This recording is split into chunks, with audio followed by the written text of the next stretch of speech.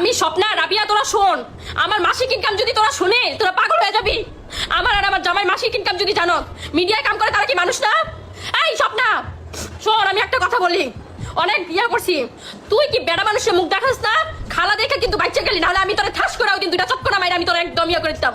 মানে চুপ করে আমার বলতে দাও। আপনি বিজনেস করান, সোশ্যাল মিডিয়াতে বিতর্কিত কন্টেন্ট বানান এইভাবে ভাইরাল হওয়ার জন্য, আসলে এই নেশা কেন? এটা আসলে ভাইরাল হওয়ার জন্য ব্যবসা করেন, এটা ভুল কথা।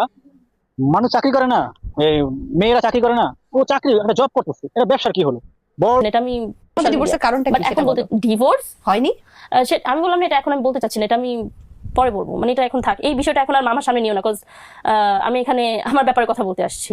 সুমাইয়া লিমু সংসার বা হচ্ছে ইয়েটি এগুলো আমি কথা বলতে চাচ্ছি না। সুমাইয়া লিমু যে মানুষটা সবসময় মিডিয়াতে তার হাজবেন্ড তার সংসার সব। সুমাইয়া রিমুকে কিন্তু আপনারা অনেকে আসলে চিনেন। প্রথমে কিন্তু আমি তার প্রথম ভিডিও দেখাইছি, যখন থেকে বাসা থেকে পালায় আসছিল তার স্বামী মানিকের সাথে। এই যে মানিকের সাথে আসার আগে কিন্তু তার আগে একটা বিয়ে হয়েছিল, একটা বুড়ো লোকের সাথে বিয়ে হয়েছিল, সেখান থেকে মানিকের সাথে পালায় আসছে। মালিকের সাথে আসলে পালায় আসা তার একটাই কারণ ছিল, সে ভাইরাল হবে এবং উপরে উঠবে, সেই জন্য আসছিল।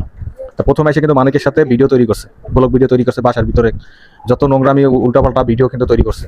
তা এইটা তৈরি করার পরে মোটামুটি যে সময় সে ভাইরাল হয়েছে, মোটামুটি পেজ টাইম মনে করেন যখন ফলোয়ার হয়েছে, তখন সে একটা কথা প্রতিনিয়তই বলতো যে সাকিব খানের সাথে, সে সময় সে একটা কথাই বলতো যে সে সাকিব খানের বউ হবে। মানে এই কথাটা বইলা সে মিডিয়ার মধ্যে কন্ট্রোভার্সি তৈরি করতো এবং টাইম লাইনে থাকতো।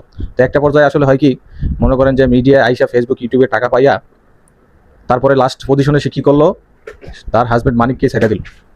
এখন কিন্তু সে একা থাকে। আর ওরা যে সময় উল্টাপাল্টা ভিডিও তৈরি করতো, মানুষ কিন্তু কমেন্ট বক্সে আইয়া বলতো যে মানিককে কিন্তু একটা সময় ছাইড়া দেবে এই রিমো কিন্তু সেই মানিককেই ছাইড়া দিল। তাদের কিন্তু একটা ছেলে আছে প্রায় 6 থেকে 7 বছর বয়স। মানে এই মেয়েটা এত পরিমাণে নিচে নামছে যে এই ছেলেটাকেও পর্যন্ত নিয়ে আসে নাই নিজের লাইফ গড়ার জন্য, সেই ছেলেটাকে কিন্তু সে মানিকের কাছে রাখে আসছে। তো এখন মোটামুটি সে সেটেল, মোটামুটি তার ব্যবসা বাণিজ্য বর্তমানে ভালোই চলে। কারণ ব্যবসা বাণিজ্য ভালো না চলতে পারলে একা একা কীভাবে থাকে, সে গাড়ি কিনছে, তারপরে দামি দামি মোবাইল ব্যবহার করে, তারপরে দামি দামি পোশাক ব্যবহার করে, কিন্তু সেই মানিকের জায়গায় পড়ে রয়েছে। ঠিক আছে, তা দেখেন, মহিলা মানুষ যাকে দিয়ে উঠলো তাকে কিন্তু এখন সে চিনতেছে না।